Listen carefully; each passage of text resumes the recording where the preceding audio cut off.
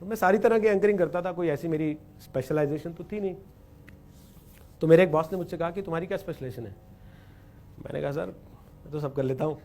उन्होंने कहा भाई सब तो कर लेते हो, किसी चीज़ में मास्टरी तो होगी। मैं सर सब में मास्टरी है अपनी। तो उन्होंने कहा कि गुरु ऐसा है, सुनो आगे नहीं चल पाओगे इससे, कहीं मास्टरी बनानी होगी। मैंने कहा सर किस में बनेगी? बोले क्रिकेट में बनाओ। मैंने क्रिकेट का सीन ही देखा था तब तक। मैं तो अपने घर के बाहर क्रिकेट नहीं खेली थी आज तक कि बॉल तेज लग जाती थी। तो मैं घर के अंदर वाली क्रिकेट खेलता था केवल अपने भाई के साथ जितनी खेली थी। तो मुझे लगा क्रिकेट पे एंकरिंग करना। मैंने कहा यार अच्छा चलो मैं सोचता हूँ, कोई बात नहीं। अभी उन्होंने मुझे ऑफर दिया ही था, उसके 2 दिन बाद अचानक से मेरे पास कॉल आया कि आज शाम को तुम्हें क्रिकेट का शो करना कपिल देव के साथ। Kapil Dev was the guest.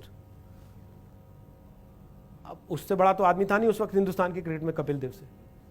तो कपिल देव के साथ बैठ के क्रिकेट का शो करना, ऐसे आदमी को जिसको क्रिकेट का सीन ही आता हो, वो क्या करेगा?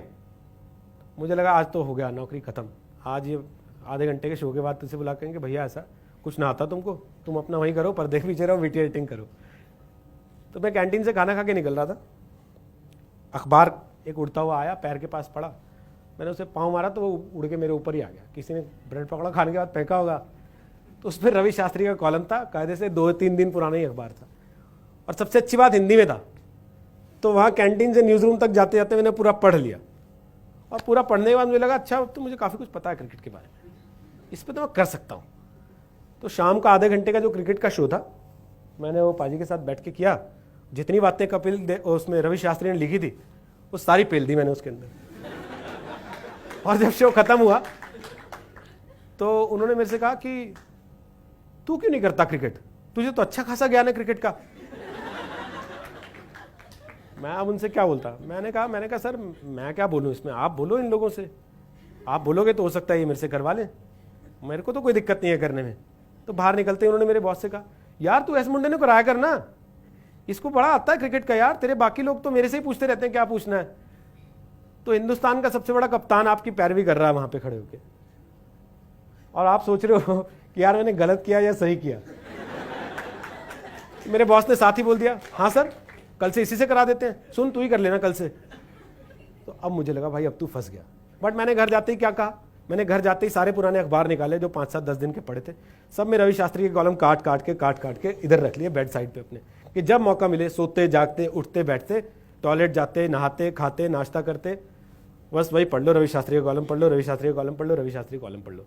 फिर अपने एक दोस्त को बिठाया, मैंने कहा भाई तू मेरे को समझा दे ये थर्ड मैन क्या होता है, स्लिप क्या होती है, कवर क्या होता है, गली क्या होती है, मिडफील्ड क्या होता है, ऑन फील्ड क्या होता है, ऑफ साइड क्या होती है, वाइड क्या होती है, ये सारी चीज़ें तू मुझे समझा दे। उसने बाकायदे ग्राउंड बना के कागज़ पे सब चीज़ें मुझे समझाई सिखाई।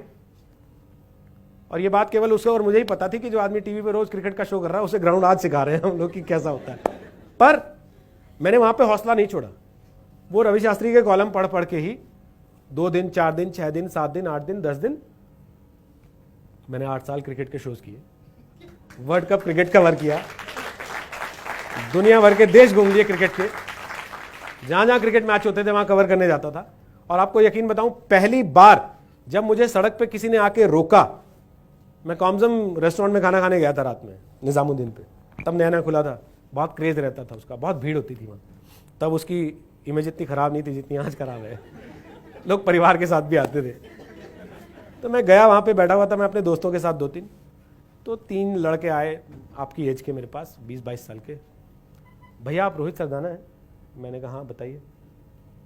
आप जी न्यूज़ पे क्रिकेट वाला प्रोग्राम करते हैं ना? मैंने कहा ये अपना क्रिकेट का शो करना सक्सेसफुल हो गया, आज पहली बार किसी ने जो है बाहर आके पहचान लिया है कि ये आदमी वही है जो टीवी पे आता है। आप सोचो मैं जब अपने घर से निकला था तो मैं ये थॉट लेके निकला था कि भाई आप जब बाहर निकलो तो लोगों को आपको पहचानना चाहिए। तब वो 2006 में जाके 2007 में जाके मुझे लगा 2008 में जाके कि हाँ भाई अब उस दिशा में आपने बढ़ना शुरू कर दिया। अगर मैं पहले दिन उससे कह देता कि सर मेरा तो क्रिकेट में कोई ऐसा है नहीं इंटरेस्ट, मैंने कभी जीवन में क्रिकेट खेली नहीं, जैसा हम आमतौर पर करते हैं, कोई अपॉर्चुनिटी आती है हम उसको अपने उस पर टेस्ट करते हैं कि भाई हम इसके साथ कितने कंफर्टेबल हैं, और हम फाइनली उसको डिनाई या एक्सेप्ट कर लेते हैं। वहां पे आने के बाद वहां क्या होता है, वो अपॉर्चुनिटी जब हमारे हाथ से चली जाती है फिर हम बैठ के रोते हैं कि यार मौका आया था चला गया, किसी और को मिल जाता है वो उसको एक्वायर कर लेता है, वो उस पर अपनी अचीवमेंट्स गेन करता है और फिर आपसे आगे बढ़ जाता है, आप वहीं के वहीं खड़े हुए देखते रह जाते हो। आप बाद में कहते हो जैसे वो शाहरुख वाली फिल्म थी चक दे, तो बाद में कई हीरोज कह रहे थे हाँ वो मुझे रोल ऑफर हुआ था, मैं उस वक्त कर नहीं पाया क्योंकि मैं बिजी था। भाई शाहरुख खान ने कर लिया और चक दे इतिहास बन गई, है ना। दंगल आमिर खान ने कर लिया, वो इतिहास बन गई। ऐसी कितनी फिल्में आपको मिलेंगी जहां पे एक हीरो कर लेता है, वो इतिहास बना देता है, और बाकी के लोग बाद में आके कह रहे होते हैं एक्चुअली ऑफर तो मुझे ही की गई थी लेकिन मेरे पास टाइम नहीं था। भाई तब तेरे पास टाइम नहीं था, अब तेरा टाइम खराब हो गया इसी वजह से। आप लोगों को मेरा यह सुझाव है कि जीवन में जब भी कोई ऐसा मौका आता है, कोई अपॉर्चुनिटी आती है, कोई ऐसी चीज आती है जहां पे आप हो सकता है उस समय उसके मास्टर नहीं भी हो, उसको डिनाय मत करो, उसको धक्का मत मारो, उसको लात मत मारो, उसको पकड़ो, अपने आप को जज करो। अगर आज की तारीख में कहीं आपको लग रहा है कि आपके पास थोड़ी सी भी पॉसिबिलिटी है कि आप उसको जस्टिफाई कर सकते हो अपने आप को थोड़ा सा मॉडिफाई करके, तो उसको करना चाहिए, उसको छोड़ नहीं देना चाहिए।